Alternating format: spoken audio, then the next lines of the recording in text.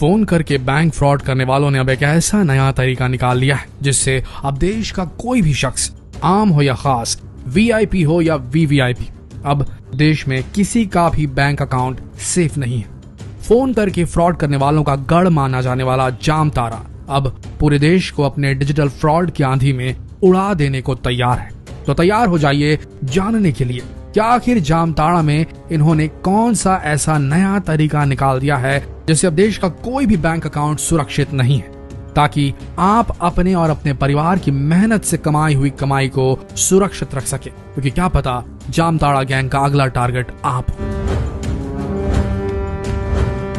Online bank fraud या phishing attack की जब भी कोई घटना होती है तो उसका सबसे पहला तार जामताड़ा से जुड़ा होता है।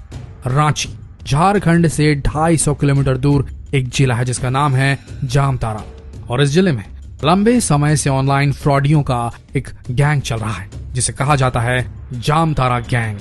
ये जिला इतना फेमस है कि इस पर एक वेब सीरीज भी बन चुकी है नेटफ्लिक्स पर, जो आप देख सकते हैं। आखिर क्यों है ये जिला इतना फेमस? क्योंकि ये वो जगह है जहां पर सबसे ज्यादा ऑनलाइन फ्रॉड और फिशिंग जैसी वारदातों को अंजाम दिया जाता है, या यूं कहें कि जामताड़ा ऑनलाइन चोरों की बस्ती है।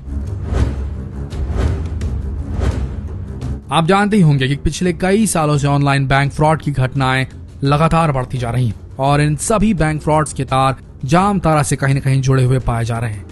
ये लोग लोगों को फोन करके डराते थे कि उनका बैंक अकाउंट या एटीएम कार्ड बंद होने वाला है, और डर के मारे भोले भाले लोग इन्हें अपना एटीएम नंबर और सारी जानकारियां बता दिया करते थे, और चुटकियों में ये ऑनलाइन डकैत लोगों का बैंक अकाउंट साफ कर दिया करते थे।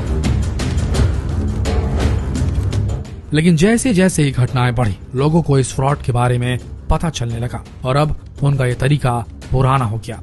लोग इस फ्रॉड के प्रति जागरूक हो गए, लेकिन अब इन जामताड़ा के चोरों ने नया तरीका खोज निकाला है जिसका नाम है ई सिम फिशिंग।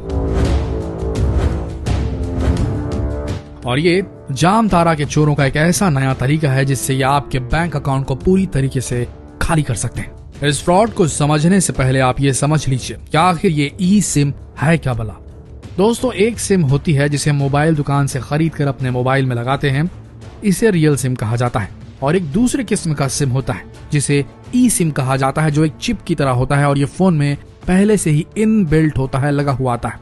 ये सिम पूरी तरीके से रीराइटेबल होता है, जिसका सीधा मतलब यह है कि आप एक फोन कॉल करके ही अपने ऑपरेटर को बदल सकते हैं। जैसे कि अगर आप जियो इस्तेमाल कर रहे हैं और अगर आपको एयरटेल की सर्विसेज चाहिए तो आप फोन कॉल के जरिए या एक ईमेल भेजकर अपने ऑपरेटर को तत्काल बदल सकते हैं।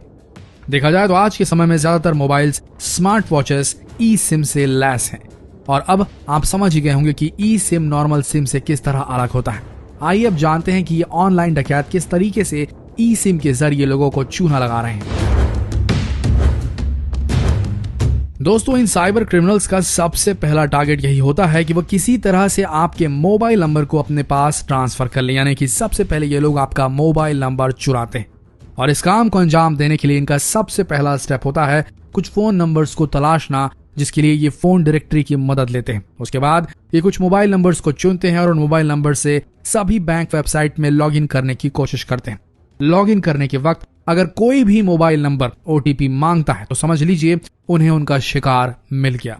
उसके बाद ये सबसे पहले अपने टारगेट को एक मैसेज भेजते हैं, और ये एक वार्निंग मैसेज होता है जिसमें लिखा होता है कि अब नॉर्मल सिम के बदले ई सिम अनिवार्य रूप से लगाया जा रहा है, और इसके लिए उन्हें केवाईसी करवाने की जरूरत है, नहीं तो आपका नॉर्मल सिम कुछ ही दिनों में बंद हो जाएगा।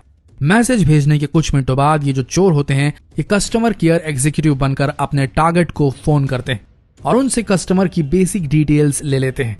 साथ ही कस्टमर से आग्रह करते हैं कि वो अपने नेटवर्क सर्विस प्रोवाइडर को एक ईमेल भेज दे जिसमें लिखा हो कि उन्हें ई सिम एक्टिवेट करवाना है। इस प्रोसेस से आप समझ सकते हैं कि कस्टमर ने खुद ही अब ई सिम की डिमांड अपने नेटवर्क ऑपरेटर से कर दी है। जब कस्टमर के ई सिम की प्रोसेसिंग का काम पूरा हो जाता है तब नेटवर्क सर्विस प्रोवाइडर कस्टमर को एक QR कोड ईमेल के जरिए भेजता है, और ये QR कोड साइबर क्रिमिनल्स किसी भी तरह से हासिल कर लेते हैं। जब ये क्रिमिनल्स उस QR कोड को हासिल कर लेते हैं तब ये अपनी ई सिम वाले फोन पर आपका नंबर एक्टिवेट कर लेते हैं। अब इससे होता यह है कि आपका नंबर अब वो क्रिमिनल इस्तेमाल कर रहे हैं और कुछ ही दिन में आपका फिजिकल सिम कार्ड डीएक्टिवेट हो जाता है। अब जब क्रिमिनल्स के पास आपका फोन नंबर एक्टिवेट हो गया है, तब ये इस फोन नंबर से जुड़े जितने भी बैंक अकाउंट से उन्हें स्कैन कर लेते हैं और उसके बाद जहां पर भी एटीएम पिन की जरूरत नहीं होती है, वहां ये आपके मोबाइल नंबर के जरिए ओटीपी के द्वारा आपके बैंक अकाउंट को साफ करते चले जाते हैं।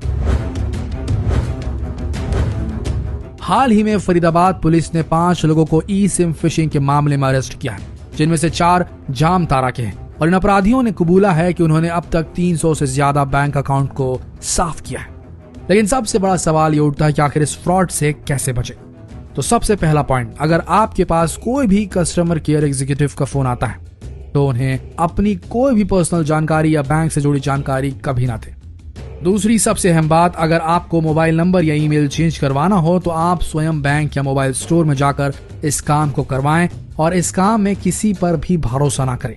तीसरी सबसे अहम बात यह है कि अगर आपके पास कोई भी मैसेज आता है जिसमें कोई लिंक हो तो उस लिंक को कभी ना खोलें। तो दोस्तों, जितना हो सके इस वीडियो को शेयर करें और लोगों को इस नए किस्म के फ्रॉड से बचाने के लिए जागरूक करें। जितना हो सके इस वीडियो संदेश को शेयर करें फेसबुक, व्हाट्सएप, यूट्यूब पर, ताकि लोगों तक ये संदेश पहुंच सके। बने रहिए हमारे चैनल के साथ, मिलते हैं अगले वीडियो में। तब तक के लिए आप सबका इस वीडियो के अंत तक बने रहने के लिए दिल से धन्यवाद।